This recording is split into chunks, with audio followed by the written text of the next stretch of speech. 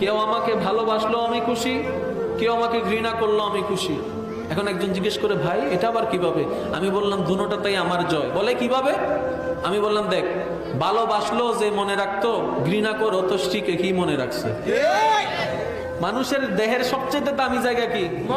তো ভালোবাসলে রাখে কোথায়? ঘৃণা করলো রাখে কোথায়? তার দামি ঘরটা দামি আসি তো, সেজন্য ঘৃণা করলো খুশি, ভালোবাসলো আমি খুশি।